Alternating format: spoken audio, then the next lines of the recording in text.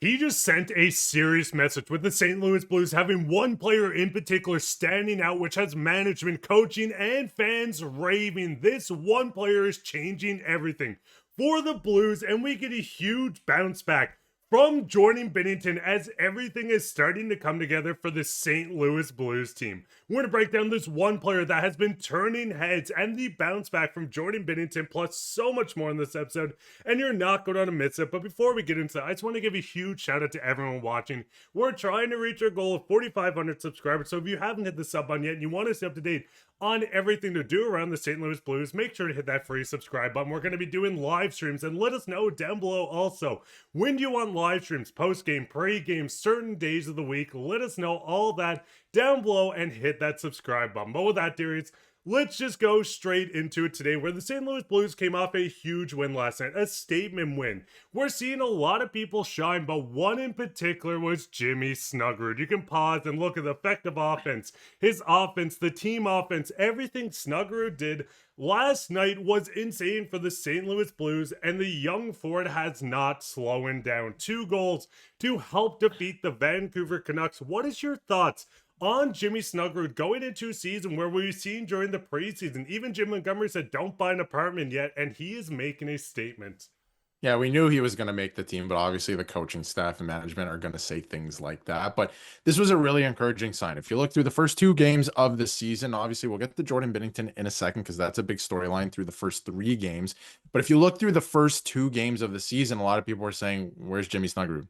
Where's Jimmy Snuggerud?" Right? Like this could become a problem, even though it is the first 2 games. But of course, you know, you can't blame fans for wanting to overreact in the first 2 games or anything like that because, you got to pick up some wins, right? Early season stuff here. So, a lot of people were asking that question and he finally arrived on the scene. And I think, there's a lot of question marks in terms of what he's going to do this year. What is his stat line going to look like when the season's all said and done? I think he's going to score a lot of goals, and I think he's going to be scoring in bunches like in this game, where he might go a couple games without scoring, but then he's going to go on a bit of a streak. I just feel like he's that type of player. So we'll see how that plays out, and I think that will work out well for the Blues because they're going to be able to get scoring from different areas. But, to see him finally break out in this 3rd game, and I say break out, I mean this season. We know he has it in him from last year, the small sample size that we saw. To finally get going this year with 2 goals, get on the board in a big win. You wanted to pick up that win against Vancouver. It was crucial. That's good news for the Blues. So heading into the next couple of games, I'm looking at him as like a big point producer. Let's see what he can do the next couple of games now that he has the hot hand. So really good news for the Blues. I think a lot of people were, starting to question, which is crazy. Like we're only a couple of games in, but that's what it is. So I think it was coming into question at this point, but he's silenced all the haters, which we love to see. And I think the big thing too is getting a win against a team like Vancouver. This is a team that you were battling with to get a wild card spot last year. These early wins could be dictating on if you make the playoffs in a wild card spot or even in the playoffs at all. So coming in on these wins, and listen, we know we've seen the Logan Mailloux comments. We're doing a full video on this later as well, so keep your eye for that. But the biggest thing with Snuggerud, he has been outstanding. We've seen him come in last year just under a half or just over half a point a game, but now firing at a point per game. You can see the NHL average games, if he played all 82, would come out at 57 points. Darius, we're seeing a very young player in his first full season with the St. Louis Blues really starting to blossom into a player that might honestly fight for the Calder at this point. And we did see some line changes. We've seen him move down with Pius Suter and Joseph, but with the lines, we're going to dive into some advanced stats and everything on this as well. But with the lines, would you be surprised if Jim Montgomery looked at this and said, hey, they showed out, we got a big crucial win in this, do we keep this going forward? Yeah, and there's a lot of coaches around the league that like to work in pairs. And I don't know if Jim Montgomery necessarily likes to do that, but I think that when you find something that works, even if it doesn't involve the 3rd guy and Joseph on the line, maybe you go back to it for the next game. Now, keep in mind, I think Suter had some invested interest in the last game, obviously, coming from Vancouver, and he wanted to have a good game. He had an amazing game. Snuggerud played well, right? Like, so maybe you found something there that you kind of ride for the next little while because the first line was looking a bit stale to a degree. Like they weren't really, they're creating chances and stuff like that, but not necessarily scoring. And Robert Thomas did have a good game the other day, but, maybe it's a situation where you're looking at this and you go, why would I break this up? Why would I change anything? Because we just won a game and they played really well. So keep them together, even though the playing time is going to, reflect that as well. Like he's going to be playing a little bit less because you're, dependent on Thomas and guys like that on the top line. So that'll be interesting to monitor heading into the next game. But to me, why would you split it up right now? It looked like they had something going. I think that,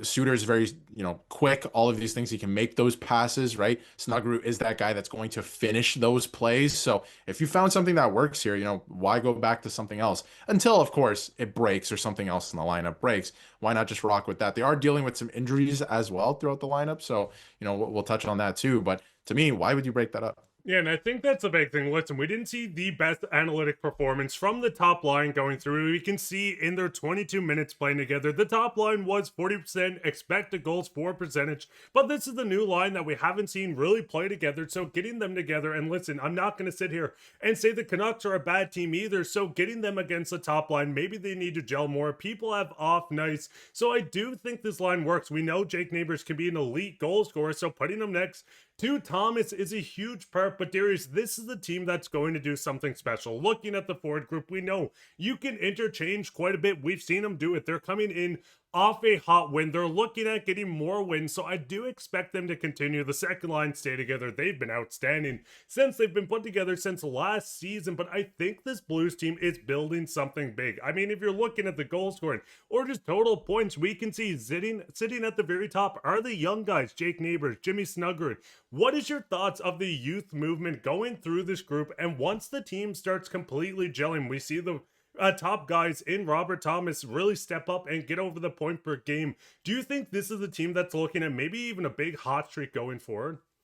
I don't know if it's going to stay this way, but this is something you like to see because there's points in the season where your top line players, they're going to go away. It happens to every single team. And guys, sometimes, there's drier times of year and then, certain players get hot at certain points in the season as well. So this is something that I think you want to see because at some point you're going to have to hand off the keys to the younger guys as well. So you want to see them produce. You don't want a situation where it's like, oh, don't worry, they're just the young guys on the team. No, you want them involved. And Neighbors has started the year really, really well. Like I'm really excited to see what he continues to do as well. He's putting up some points and playing really well, just like based on eye tests and even some advanced analytics, depending on the line that he's on. But, it'll be interesting to see what happens going forward and if they're able to continue doing that, because I think it is going to flip. I don't know if it's going to stay that way. I do feel like, Robert Thomas is probably going to lead the way when it's all said and done, maybe Kyrou as well. But, at the end of the day, you still need that point production from your young guys. And again, like I said, like heading into the future, Snuggerud's got to be that guy, right?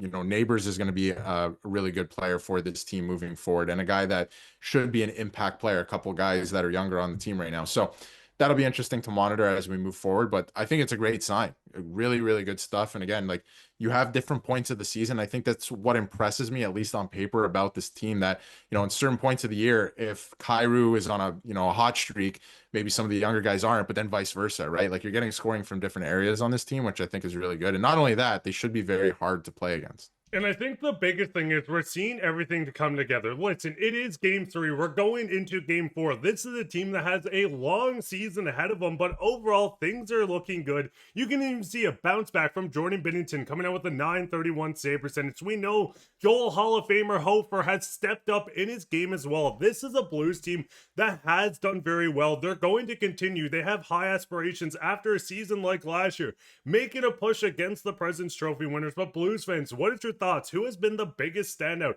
for this team? Is it one of the young wingers stepping through with Neighbors or Snuggerud? Is it someone else? Let us know down in the comments. And speaking of comments, let's go straight into comments of the day. And this is coming through from Nick saying, I think Binnington likes having something to prove and just to be pushed competitively. Hope for being an impressive outing will bring out the little extra intensively, hopefully. And the big thing is, this is exactly what happened. We've seen Hofer have a great game. Binnington fed off this and came out with an even bigger one as well. Let us know your thoughts on everything we spoke of, and you could be featured on comments of the day. While you're down there, leave a like, subscribe, share this with your friends. We'll be back another episode tonight, so keep your eye out for that. But I've been your host, Mark, with my co-host, Darius, and take care, Blues fans.